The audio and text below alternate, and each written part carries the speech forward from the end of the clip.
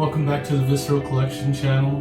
Today we will be unboxing the Iron Studios Legacy Replica Spider-Man quarter scale statue. I actually bought this off of eBay, used, and there is some damage to it, but I got it for a really good price and I've been wanting it for a while. So here's the art box and the spot where I'll be putting Spider-Man. Next to Miles and the Cube, I'm gonna sell off my Sideshow Carnage back there, and he's gonna be underneath Venom and Carnage. Alright, so here we've got the instructions.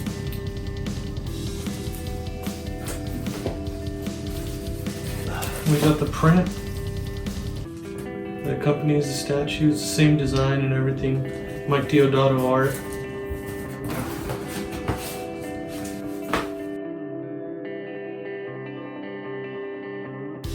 So I'm actually going to follow these instructions so I don't fuck this up.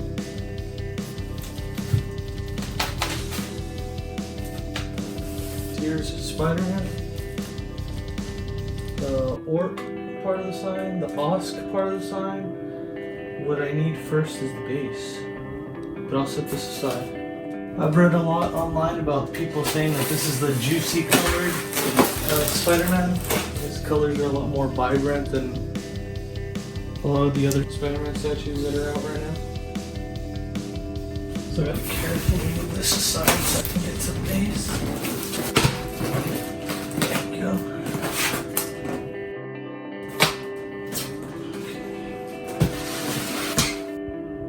You can see on this bottom layer, it's most of the base and Doc Ock's tentacles and this glass looking plastic that I thought I broke. Instructions say I gotta start off with the base, which is huge and heavy. There's this huge hunk of base, the caution sign, infectious substance. You got the glass breaking through, parts of the window frame breaking through. You have Doc Ock's arm with the peg in it. Here's a little bit of damage that they said was on the statue they had pictures of. Doesn't look too bad to me. For this next part we have the OSC, part of the Oscorp sign that has a camera here with the web, Spider-Man's camera. He's always taking pictures, and one of the Green Goblin's or Hobgoblin's pumpkin bombs. Here's the ORP. Not all of it is, like, all this part is hard plastic, and the back, like some of this metal is like flimsy, like almost like what they make like action figure belt straps and stuff out of. So now I know why so many people have damaged pieces on this statue. So I gotta get this big base part attached to the Orc and the Os, to make the structure of the base. So I'm not going to be able to put it on Lazy Susan like I thought I would, and this is going to be a lot more difficult inside of this cube than I thought it would. So here I've got them attached together, the ORP and the flat wall of the stand make I guess the structure sound enough to stand up and put stuff on top of. I'm sure it'll have more support once I put in the steps. The next step is to put in these steps on the other side of the statue, front side. I got number 617 out of 1200. Here's one of the parts that were damaged. There's a chip there on the staircase. I got the staircase in.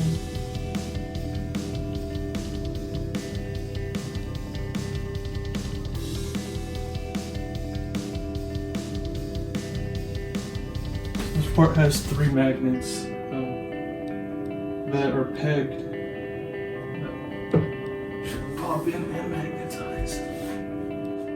So I got the other half of the sign there with the 2 Easter eggs on it, the pumpkin bomb and Peter Parker's camera. the webbing on it. Looks awesome. So next we are extending the Doc Ock tentacle through the back part of the statue. The next step is to place Spider-Man himself. Looks amazing, by the way. Doesn't look like really much damage on him. There's a lot of cool texture on his suit. It feels awesome, and all of his webs, all the webbing on his suit is indented. A crazy fold on the back of his neck, realistic looking, and on his mouth and between his eyes as well.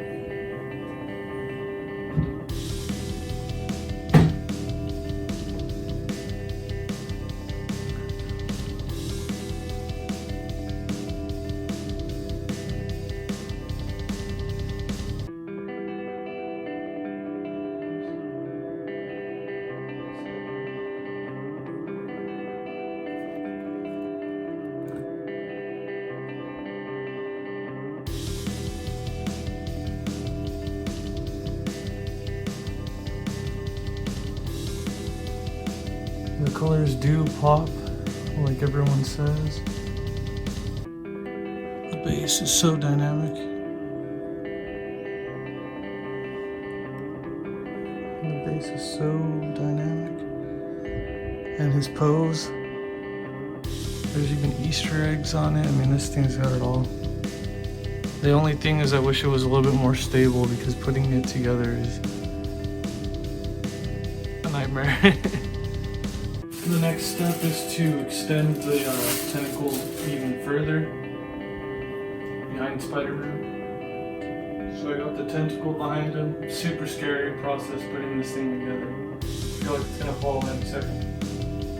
The next step is to put in the head of the claw. I gotta say, this is like the cheapest looking part of the whole thing. Surprisingly, the claw was magnetic. It looks super cool even when it's off. Next step is the handrails on the staircase. I've seen plenty of pictures of this statue with broken handrails, and this one also has broken handrails. Multiple spots. See the handrails?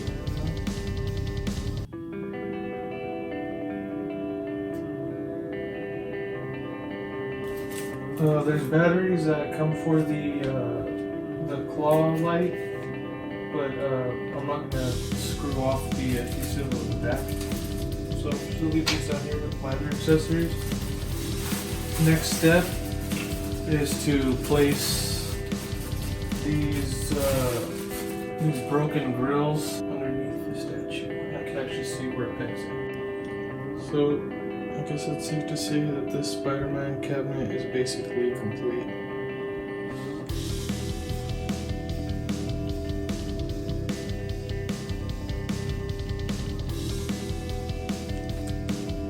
For a very good price for the minimal damage that he had. There's damage there on the staircase. One of the pegs for the bottom half, which supports most of the weight, and I guess some paint issues there on his arm.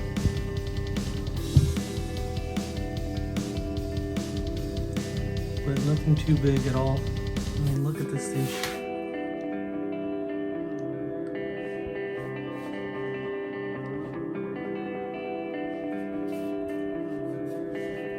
I might have to clean them off a little bit. It looks like there might be like oils from people touching them.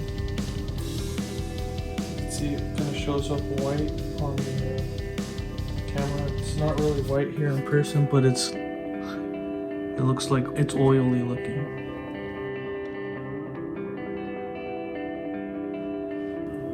I've clearly been touching him because his pants are kind of dirty as well. Maybe I'll be able to clean that up.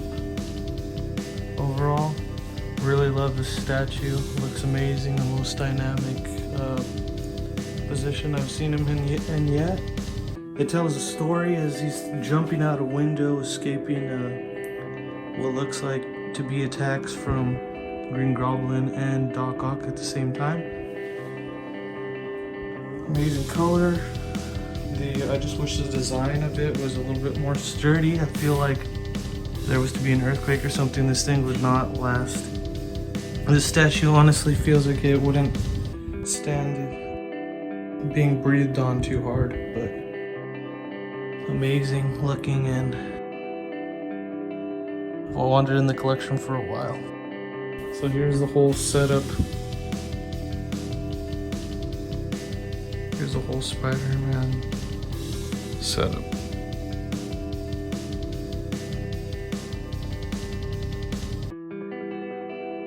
Looking great. Thank you for watching, and I'll be back next week with another video.